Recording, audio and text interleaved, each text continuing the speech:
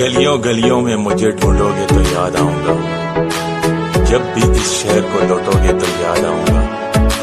तुम मेरी आंख के तेवर ना बुला पाओगे, अनकही बात को समझोगे तो याद आऊंगा। हमने खुशियों की तरह दुख भी इकट्ठे come back. I am Sanjeev sir from Hajipur Vaishali. My dear students, how are you guys? I hope you are well and welcome to the Sanjeev sir English class. Today I will explain how to class 12 second poem song of my self.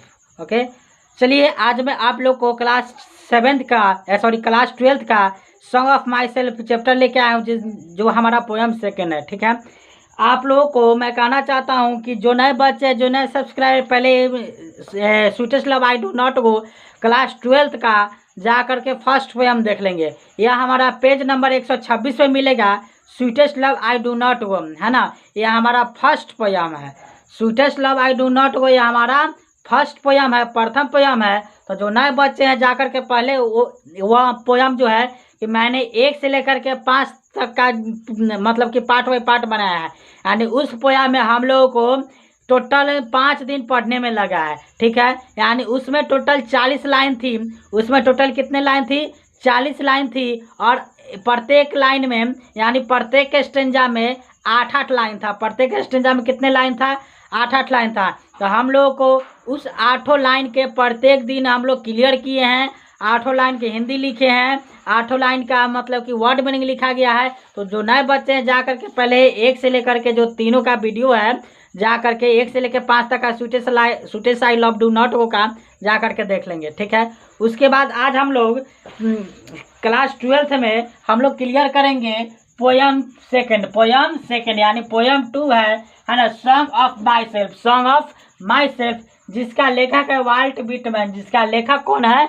Volt Whitman. देखिए poem 2 song of myself, यह हमारा chapter का नाम है। Bye यानी इसको लिखा है वाल्ट विटमैन ने। ठीक है, जिसका जन्म 1819 ईस्वी में हुआ है।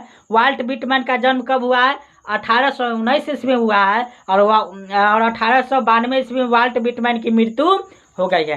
ठीक है, देखिए फिर से पोयम सेकेंड है सॉन्ग ऑफ माई सेल्फ, यह हमारा चैप्टर का नाम है ना। बाय इसका राइटर है वाल्ट विटमैन। वाल्ट विटमैन जो है कि इसका जन्म 1819 ईस्वी में हुआ है और 1892 ईस्वी में इसका मृत्यु हो गया है।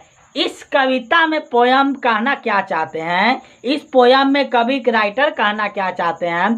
तो इस कविता में राइटर स्वयं में आनंद मना रहे हैं, स्वयं में खुशी मना रहे हैं। ठीक है, इसमें हम लोगों को टोटल 2 ही फुल स्टॉप मिलेगा, है ना। इसमें हम लोग को टोटल 2 ही फुल स्टॉप मिलेगा और 13 लाइन पढ़ने हैं, 13 पंक्ति पढ़ने हैं। तो 2 फुल स्टॉप पढ़ेगा, आई मीन बड़ा बड़ा सेंटेंस होगा। ठीक है, तो उसको हम लोग क्लियर करेंगे आज। चलिए हमारा फर्स्ट है, क्या देखिए, आई सेलिब्रेटेड मतलब कि मैं, सेलिब्रेट मतलब खुशी मनाना। आई सेलिब्रेट मतलब मैं, और सेलिब्रेट मतलब खुशी मनाना। माई सेल्फ मतलब स्वयं, माई सेल्फ मतलब स्वयं। तो मैं स्वयं आनंद मना रहा हूँ या मैं स्वयं खुशी मना रहा हूँ। ठीक है, एंड और सिंग माई सेल्फ, और मैं स्वयं ही गाना गा रहा हूँ। मैं स्वयं आनंद मना रहा हूँ और मैं स्वयं गाना गा रहा हूँ। ठीक है, and what I assume you shall assume, और राइटर कहते हैं कि जो मैं मानता हूँ, मैं जो मानता हूँ, मुझे लगा कि मैं जो मानता हूँ उसे आप भी मानो। राइटर कहते हैं कि एंड व्हाट आई अज्यूम, मैं जो मानता हूँ, यू शैल अज्यूम, वह तुम भी मानो। ठीक है, फॉर एवरी एटम का एवरी का मतलब होता है हर कोई, एवरी का मतलब होता है हर या प्रत्येक। ठीक है, एटम का मतलब कण होता है। ठीक है ना। Belong to me as good belong to you, to you loaf and invite my soul. कवि कहते हैं, राइटर कहते हैं कि जो हर खुशी का कण मुझ में है वह हर खुशी का कण तुम में भी है।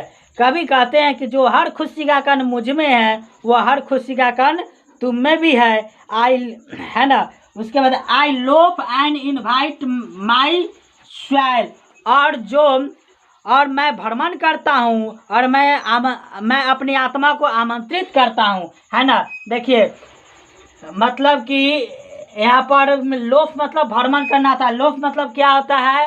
भ्रमण करना। लोफ मतलब क्या होता है? भ्रमण करना, है ना। इनवाइट मतलब आमंत्रित करना है। इनवाइट मतलब क्या होता है? आमंत्रित करना, है ना। तो मैं स्वैल मतलब आत्मा होता है। स्वैल मतलब क्या होता है? आत्मा होता है। तो कहा गया है, कभी कहते हैं कि मैं अपनी आत्मा को मैं भ्रमण करता हूँ, यानी मैं घूमता हूँ और अपनी आत्मा को आमंत्रित करता हूँ। ठीक है, फिर से देखेंगे। I celebrated my self and Singh my self. मैं स्वयं आनंद मना रहा हूँ। And what I assume you shall assume. मुझे लगता है कि मैं जो मानता हूँ उसे तुम भी मानो। For every atom belong to me as good belong to you. और मैं जो हर खुशी का कण मुझ में है वह हर खुशी का कण तुम में भी है। I loaf and invite my swell.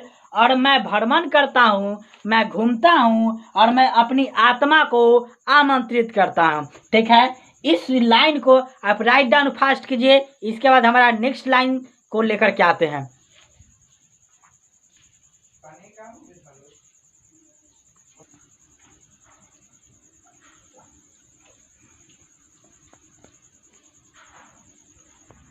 कहानी पढ़ते समय आप यह बुक अपने सामने रखेंगे।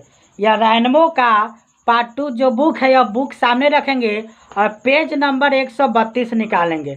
यह पेज नंबर 132 में हमारा सेकंड पोयम है, सॉन्ग ऑफ माई सेल्फ। इसको निकाल करके अपने सामने रखेंगे। ठीक है, मैं आपको कहानी के मतलब कि पोएट के बारे में बताऊंगा, है ना। इसका long question answer, short question answer, grammatically question answer, है ना, समरी क्वेश्चन आंसर जो भरने वाला है, फिलिंग द ब्लैंक्स, मिला मैच द फ्लोइंग क्वेश्चन, इस सारी क्वेश्चन को मैं क्लियर करूंगा। लेकिन फिलहाल आप लोग कहानियों को देखें।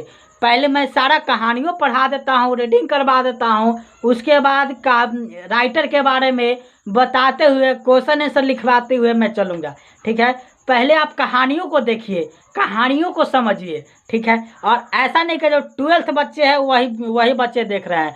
जो 12th पास बच्चे हैं वो भी देखेंगे, जो 12th में पढ़ रहे हैं बच्चे वो भी देखेंगे। चूँकि हम लोग को वर्ड पावर चाहिए।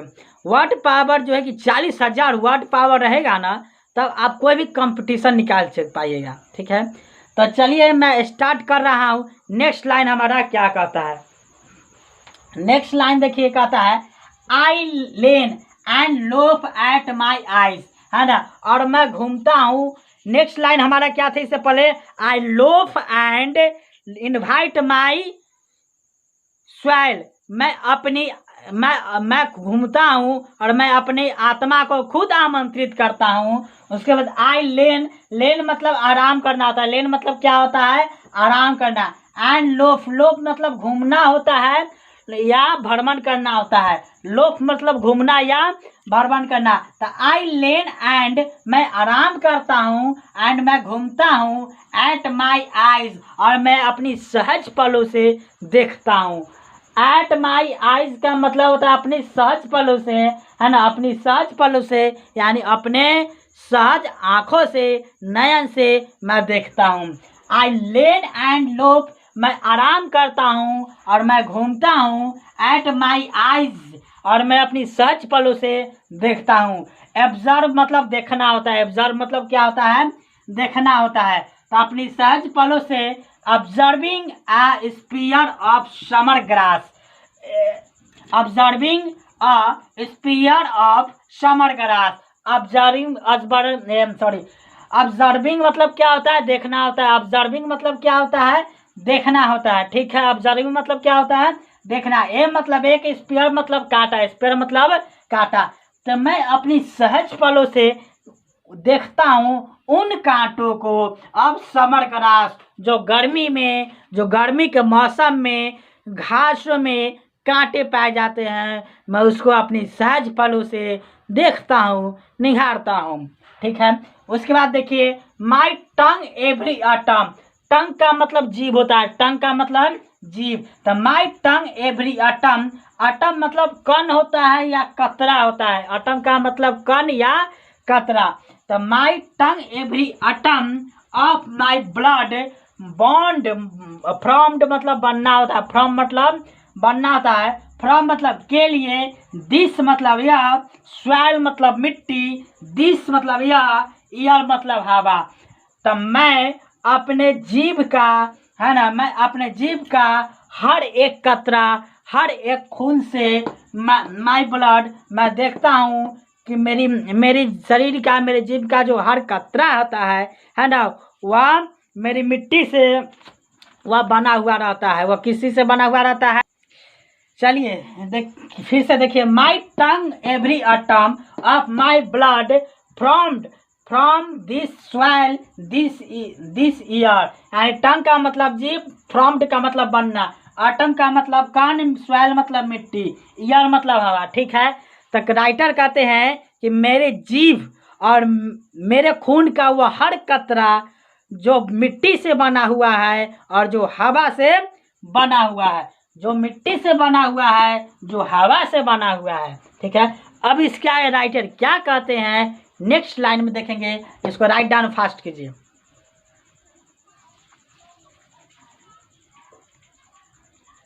चलिए नेक्स्ट लाइन हमारा क्या कहता है, देखिए, born here of parents, born here of parents, और जिस प्रकार से मैं अपनी माता पिता से जन्म लिया हूँ, बर्न हेयर ऑफ पेरेंट्स, जिस प्रकार से मैं अपनी माता पिता से जन्म लिया हूँ, born here of parents the same, उसी प्रकार से आप भी लोग भी अपने अपने माता पिता से जन्म लिए हैं।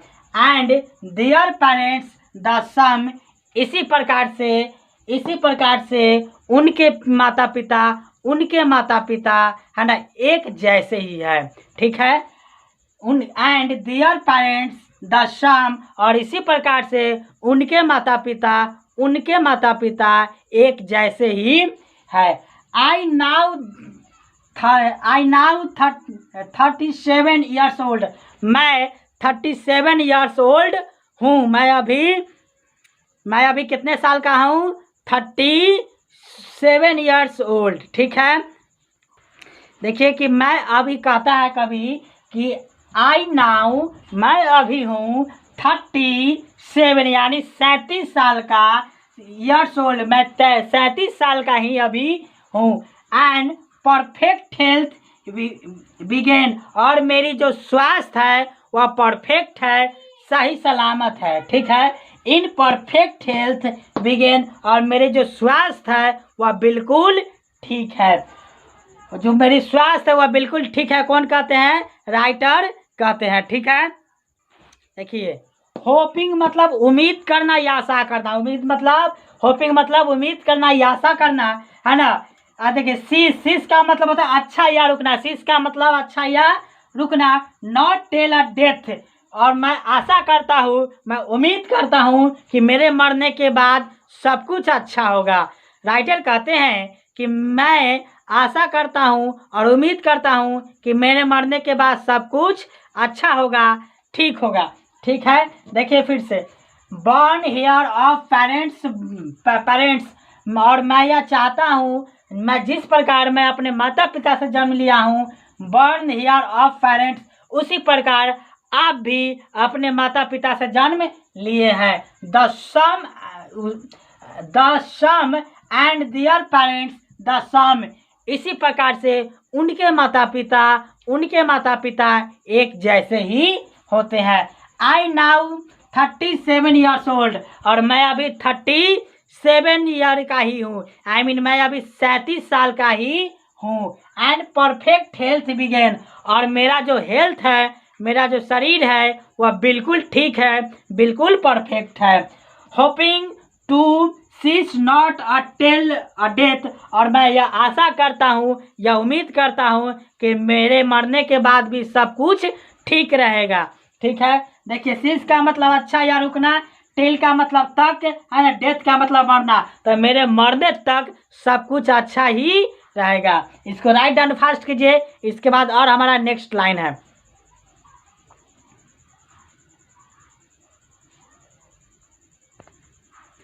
चलिए हमारा नेक्स्ट लाइन क्या कहता है इसे देखते हैं। देखिए क्रिट्स, क्रिट्स मतलब होता है जाति, क्रिट्स मतलब जाति, एंड मतलब और, स्कूल्स, स्कूल्स मतलब धर्म, स्कूल्स मतलब धर्म, इन मतलब में, एडियांस, एडियांस मतलब ज़्यादा महत्व नहीं देना, एडियांस का मतलब ज़्यादा महत्व नहीं देना, है ना। महत्व थोड़ा साफ से लिख लीजिए आप लोग, ठीक है। इसमें तो है ना, एडियांस का मतलब ज़्यादा महत्व नहीं देना। तो कभी कहते हैं कि मैं जाति धर्म को मैं ज़्यादा महत्व नहीं देता हूँ, है ना। कभी कहते हैं, राइटर कहते हैं कि मैं जाति धर्म, धार्मिक जो धर्म होता है वह धार्मिक संस्थाओं को मैं ज़्यादा महत्व नहीं देता हूँ। यानी राइटर जो है कि वह जाति धार्मिक यानी जो धार्मिक संस्थाएं हैं उनको ज़्यादा महत्व नहीं देते हैं। रिटर्निंग बैक वुल, है ना। रिटर्निंग बैक का मतलब क्या होता है? रिटर्निंग मतलब रुक कर होता है। रिटर्निंग का मतलब क्या होता है? रुक। चलिए रिटर्निंग का क्या मतलब होता है? रुक कर। तो देखिए returning back will shift at what they are, है ना। शिफ्ट का मतलब होता है, देखिए इतना ही काफ़ी है। शिफ्ट का मतलब क्या होता है? शिफ्ट का मतलब इतना ही काफ़ी है। शिफ्ट एट का मतलब इतना ही काफ़ी है। व्हाट दे आर, और मैं सोचता हूँ। कभी कहते हैं कि और इतना ही मैं रुक कर, है ना। राइटर कहते हैं कि मैं रुक कर, जब भी मैं रुकता हूँ अपने जीवन में, मैं अपने जीवन में जब भी रुकता हूँ तो यह खाली समय में जब भी रहता हूँ तो मैं कुछ समय के लिए कुछ सोचता हूँ, है ना। और इतना ही मेरे लिए काफ़ी नहीं है, इतना ही मेरे लिए काफ़ी है। कभी कहते हैं कि मैं जब भी खाली समय रहता हूँ तब मैं कुछ ना कुछ सोचता हूँ, और धार्मिक जाति धार्मिक संस्थाओं के लिए मैं जब भी खाली रहता हूँ तभी मैं कुछ ना कुछ सोचता हूँ, और मेरे लिए इतना ही काफ़ी है, ठीक है। व्हाट दे आर, और मैं सोचता हूँ, ठीक है। बट नेवर मतलब काफ़ी नहीं, नेवर मतलब कभी नहीं, नेवर मतलब कभी नहीं। फॉरगेट मतलब भूलना, फॉरगेट मतलब भूलना। तो बट नेवर फॉरगेट, है ना। लेकिन यह काफ़ी, यह भुलाना, लेकिन यह सब जो है कि भुलाना इतना आसान नहीं है। कौन कहते हैं? राइटर कहते हैं बट नेवर फॉरगेट, है ना। लेकिन ये सब जो भुलाया नहीं जा सकता है, ठीक है। बट नेवर फॉरगेट, लेकिन यह सब भुलाया नहीं जा सकता है। आई हॉर्वेल, हॉर्वेल मतलब सोचना होता है। हॉर्वेल मतलब सोचना। आई हॉर्वेल फॉर द गुड और बैड, और मैं गलती और सही सोचते रहता हूँ, और मैं गलती और सही सोचते रहता हूँ। आई हॉर्वेल फॉर अ गुड, है ना, गुड बैड, और मैं गलती और सही सोचते रहता हूँ। इसको राइट डाउन फास्ट कीजिए, इसमें हमारा और वर्ड्स है, ठीक है।